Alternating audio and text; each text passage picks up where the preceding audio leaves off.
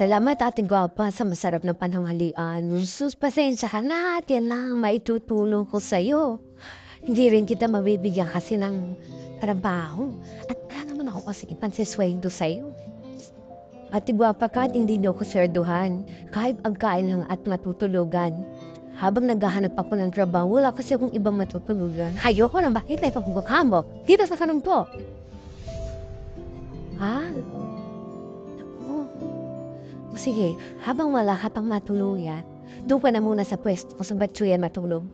Salamat. Ang bait-bait niyo. Kaya ang sabihin sa Henry. Ka naman. Tingnan mo ang gusto-gusto na yan.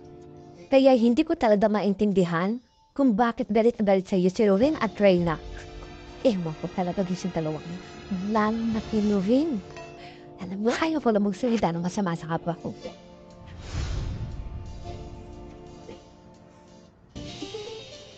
Ate, narinig ko pinag-uusapan ka. Papain mo kang aampunin natin ni Gwapa si Hilda at doon magtatrabaho.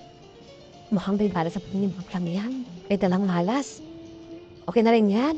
Para si Gwapa naman namamalasin. Tama. Bakit? Uy. Oh. Ano nangyari? Bakit hindi yan na-deliver yan?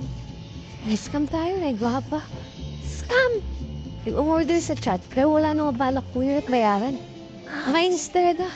Mawalang magawa sa buhay. Ay, nagtatabaho ng matino ang napeperwisyo. Ay. Ano kaya to?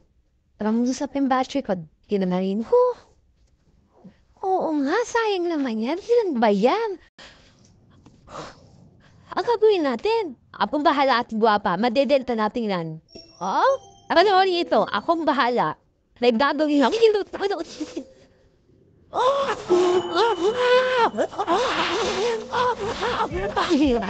Bilis talaga doon sa araw, ha?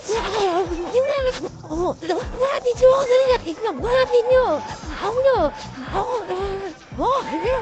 Dali ka na! Alam lang ba? Tumamay. Ano ba nandito naman kayo? Bakit hindi nga bilhin yung batchoy? Oo nga naman, habang mainit ang masasarap yun, di ba yung duck? Yes. Hindi ka, dadalihan nyo. Dali mo yung batchoy. Nalabi na naman yan, yung kakakakor. Ayan, kaya yan. Alam po ha. Kaya yan lang. Ako. Sige. Baka lang to. Napakasarap. Ito mo ba? Maripalik ka. Ito mo ko ito pa pa. Matalaga.